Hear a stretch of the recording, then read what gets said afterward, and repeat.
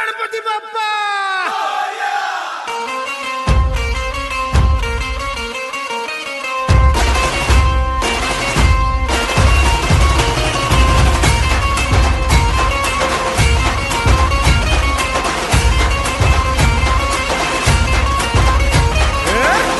नमन करुणी वंदन इडा मांडून इडा देवाला इडा गावाला इडा पाटलाला इडा मंडळीला आम्ही सांगतो नमन तुम्ही ऐका हो गुणीजन